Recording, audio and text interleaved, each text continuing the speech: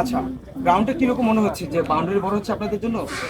আমরা তো মেয়েরা অনেক ছোট ছোট, অ্যাকচুয়াল তো প্লেয়ার না, এখানে তো আসলে জাতীয় ক্রিকেটার যারা তাদের খেলার ফিল্ডে, আমাদের জন্য একটু বড়। তারপরও হচ্ছে গিয়ে এটা তো আসলে আমাদের জন্য সেটা না, আমরা মজা করে খেলছি, তো সবাই একসেপ্ট করে নিচ্ছেন, সবাই হচ্ছে গিয়ে আরো সাহস দিচ্ছে, তো এটাই।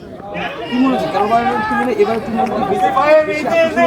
এবার আসলে মনে হয় যে সবাই খেলা দেখবে, মানে প্রপার খেলা দেখবে। এবার হচ্ছে কি বল নিয়ে কোনো ফাজলামি হবে না, সবাই অ্যাকচুয়ালি বলের সাথে সাথে ব্যাটের জোর দেখবে এন্ড ব্যাটের সাথে সাথে বলের জোর দেখবে, অ্যাকচুয়ালি খেলা দেখবে।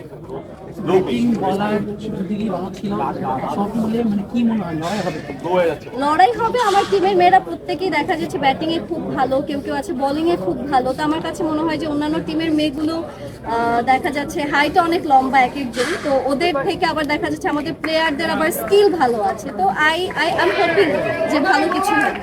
আপনার টিম নিয়ে আপনি কতটুকু আশা? আমার টিম নিয়ে কতটুকু আশা, আমি আসলে সবাইকে বেশি প্রেশার দিতে চাই না। আমরা মজাতেই খেলাটা শেষ করতে চাই, মজা নিয়ে শুরু করেছি। পরিমাণ প্র্যাকটিস আমাদের মেয়েরা করেছে, ট্রফিটা যাওয়ার সম্ভাবনা নাইট রাইডার্সেরই আছে। হেরে গেলে এই যে আপনাদের সামনে এসে কান্না করবো। কান্না করার আগে তো হাসি মুখের বিষয়টা একটু জানতে চাই।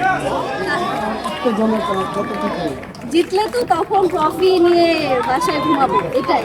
আর হেরে গেলে তো হেরে গেলাম, খেলায় হার জিত দুটোই থাকবে, তো একসেপ্ট করে আগামী দিনের জন্য আবার প্রিপারেশন নিব, যদি সামনের বছর আবার ক্রিকেট হয়।